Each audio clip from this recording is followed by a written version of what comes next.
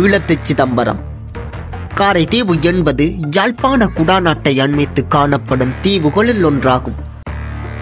தற்போது காரை நகர் என்று அழைக்கப்படும் இத்தீவில் கடற்கரை ஓரமாக சிவாலயம் ஒன்று அமைந்துள்ளது. அது ஈழத்து சிதம்பரம் என்று பிரசித்தி பெற்றுள்ளது. ஒரு முறை தமிழ்நாட்டிலிருந்து ஈழத்திற்கு தலயாத்திரை மேற்கொண்ட ஆண்டி என்பவர் காரை நகர் வந்தார். அங்கே குலக்கோட்டன் மன்னனால் அமைக்கப்பட்ட ஐயனார் ஆலயம் அழிவுற்ற நிலையில் காணப்பட்டது.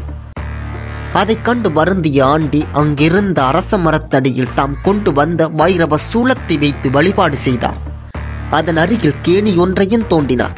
கேணியை தோண்டும் போது மண்ணிலிருந்து பூரணை புஷ்களை சமேத ஐயனார் விக்கிரகம் ஒன்று வெளிப்பட்டது. அவ்விடத்தில் ஆலயம் அமைத்து ஐயனாரை பிரதிஷ்டை செய்து வழிபட்டார்.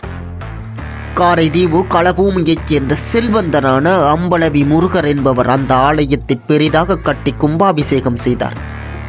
அதன் வடக்கு பக்கத்தில் ஒரு சிவாலயத்தையும் நிறுவினார். அதுவே காரை நகர் சிவாலயமாகும். இவ்வாலயம் மூர்த்தி, தலம், தீர்த்தம் எனும் சிறப்புகளை கொண்டமைந்துள்ளது.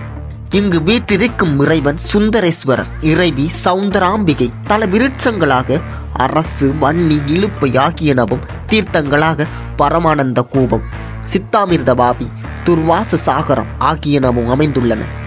தென்னிந்தியாவில் சிதம்பரத்தில் நடைபெறுவது போன்ற இவ்வாலயத்திலும் கிரிகைகள் நடைபெறுவதால் இத்தலத்தை ஈழத்து சிதம்பரம் என்று அழைப்பர். இங்கு வருடத்திற்கு 3 முறை, அதாவது பங்குனி, ஆடி, மார்கழி ஆகிய மாதங்களில் திருவிழாக்கள் நடைபெறுகின்றன.